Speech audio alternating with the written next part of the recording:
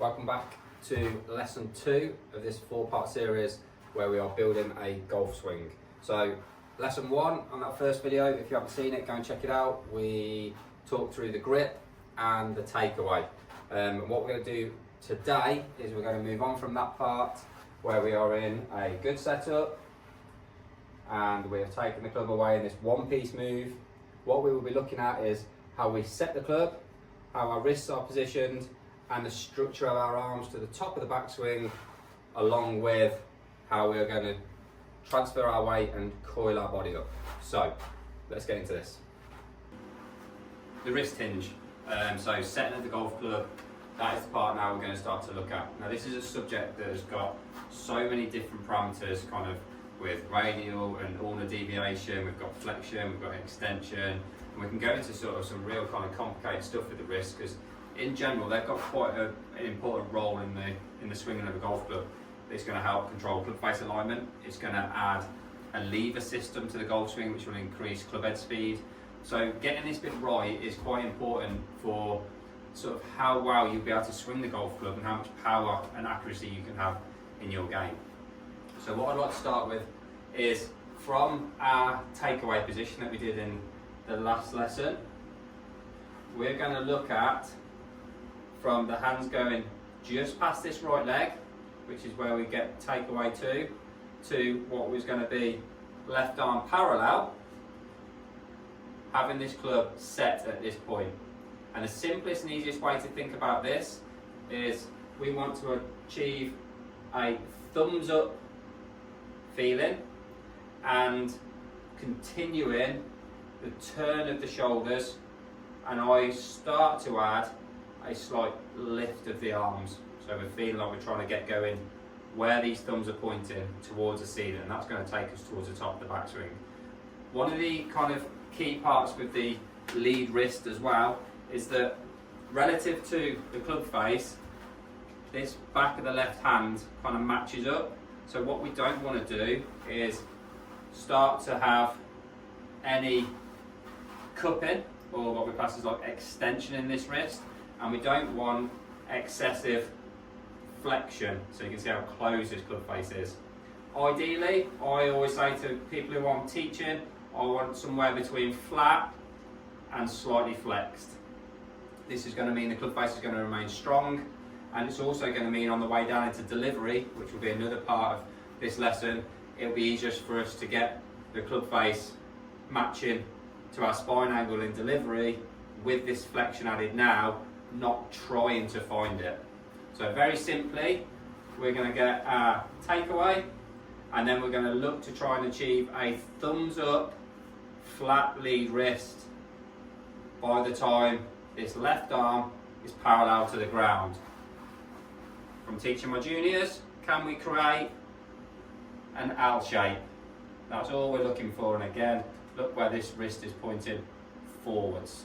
Very simply, drill wise, if we split our hands, so left hand on the club as normal and right hand just kind of to the bottom of the grip or almost onto the shaft of the golf club, we're going to take the club away and we're going to feel a pushing down with the left hand and a pulling up with the right. We will get from this position then a set of 90 degrees, allowing us to continue this turn to left arm parallel. There we go. So really simply with the wrist set, can we keep left wrist relatively flat, maybe slight flexion? This is again very relative to how you grip the club. If we have got a neutral grip, this is much easier to attain. If we are strong, too strong, we're probably going to see quite a lot of cupping, and that still might mean the club face is square. If we are weak with our grip, we might see more flexion and the club face is still square. So going back to the first lesson again, can we get a neutral grip, because it's going to make things so much easier as we build this golf swing. So that is the wrist position. Now we're going to go on to top of the backswing, so how we're going to load the body and kind of attain a good structure in the arms. We've now got a good setup. We've gone through our takeaway position. We've set the wrists and we've kind of got to this left arm parallel position on the way back. How do we then continue to the top of the swing? So arm structure, what I would like to see is these elbows remain relatively close together. I'm not squeezing them, but I definitely don't want to see this right arm flaring out. And I want to see as much height and width, which is this chest bone to hands. This is going to be kind of the radius of our arc of the swing. This is what we're looking to achieve. Good width here. Okay, height wise, can we get the hands up towards the ceiling? Okay, the rotation and turn of our body will create our depth, which we're going to go through. Again, the longer, wider the arc, the more club head speed, the more time we've got to create a strike. So arm structure, right arm for me, probably the most important kind of part of the golf swing. So for those of you who are right-handed and swing the golf club right-handed, probably going to find it easier than people who are left-handed but swing the club right-handed. And I'll show you what I mean. This right arm is going to dictate very much what the left arm does. So if we're leading with left arm, this is going to be an issue because we need to get this right. So from the first session, we had trail arm externally rotated more, giving blood to get the grip. The reason we want that is at the top of the swing, we get into a lot more external position. So you'll see people kind of say about carrying a tray of drinks or holding a pizza, this kind of stuff. I like to see a nice bit of space here, okay? Maximum 90 degrees, definitely not clamped into your side. We're generally going to be somewhere between the two. I also want to see width here, okay? And what I mean by that, this angle between your bicep and forearm wants to be minimum 90, ideally even opened up a little bit more. What's that going to allow us to do? Create more width in the golf swing. And generally I see people who come for a lesson and go, oh, I just bend my left arm. It's more because this trail arm is folding in. Okay, so this right elbow gets tucked into the side. We then see this more of a V shape rather than a 90 degree. What does that affect? Look what happens to my left arm. Look how narrow I am now. Okay, there's no room in the swing and we're going to have to compensate. So arm structure wise, very much trail arm, and we want to feel that we can get as wide, as high, as opened out as possible. The left arm, the length of the left arm is actually going to dictate how wide we can go, but you can see now much better than allowing this to get narrow and narrow. So that's what's happening with the arm structure. What we're going to look at now is how we're going to load the body up, how we're going to torque basically, and feel like we can get weight shifting into the right side, but without any lateral sway. So let's have a little look at that now. We're in a good setup. We kind of know how we want to now get the wrist set in. We know kind of how the arm structure wants to be towards the top of the swing.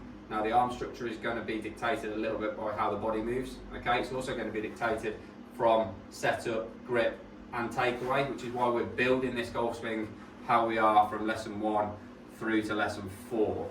So what we're looking at now is how the body is going to help you kind of load up, create some torque and enable us to shift pressure right side to left side without moving the mass of our body too much, because that is really going to affect our low point and strike.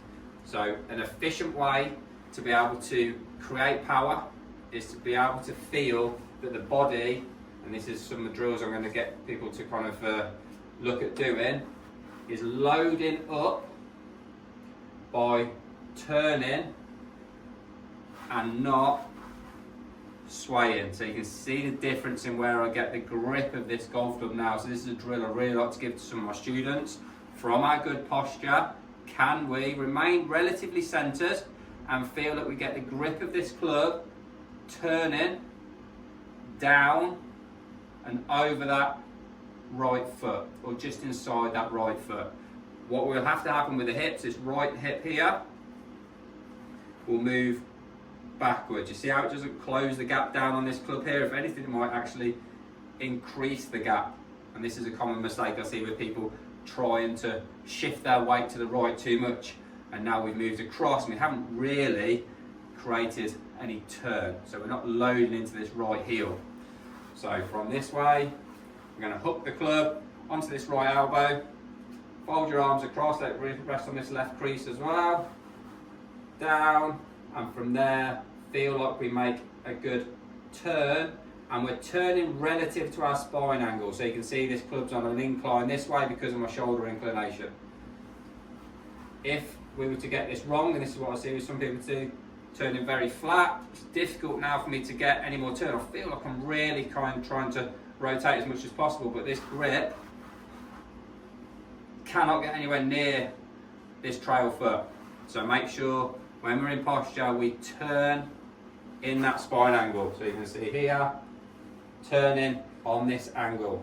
Much easier for us to load up into the right side and shift pressure, ideally, into this right instep and not to the outside of this right foot. We don't want this hip swaying this way.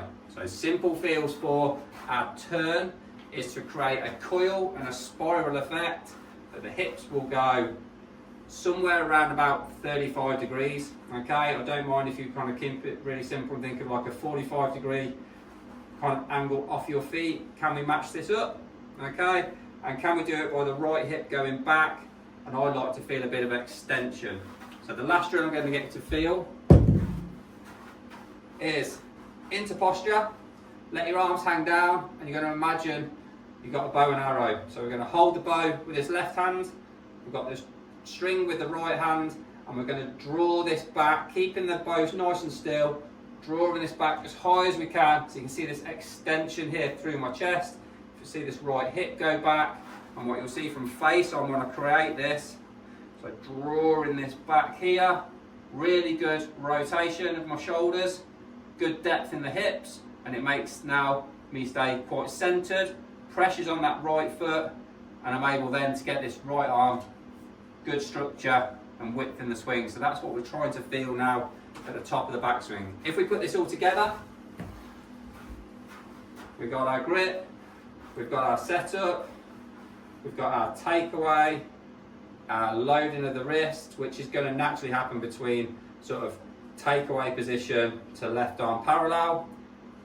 We're going to continue our turn, so we can see now this completion of the shoulder turn, good depth in the hips, and good right arm and left arm structure. Lead wrist is flat, club face is square. We're then ready to start the transition on the way down. Now the last thing I would say, when you are loading to the top of the backswing and we're looking at sort of pressure, okay, so if we were to have some force plates on the floor, we would see, as I move away here, my weight shifting into that right foot. As I go towards the top of my swing and I complete this turn this way, I might actually see some of the weight come back to being fairly re-centered, okay? So it's not about loading up and getting sort of 80-90% of your weight over here at the top of the backswing. We've got too far to go. We're going to shift the pressure into there. As we continue the turn, I'm a little bit more re-centered. Probably for me, I feel 55-60% still on my right side, but the transition and when we're going to go to lesson 3, much easier now to shift pressure back into there without having to do it with mass of the body. So hopefully that helps. Lesson 2, we've got to the top of the backswing. Lesson 3 coming soon, down into delivery before we finish with impact and turning through. So I hope that helps. Please like, subscribe, all that kind of stuff. Pretty new to this YouTube kind of game, and yeah, just want to see where we can take it. Hopefully it helps. Any comments, anything you kind of might understand or don't understand with that, let me know and I'll try my best to help you out. So until lesson 3, thank you very much.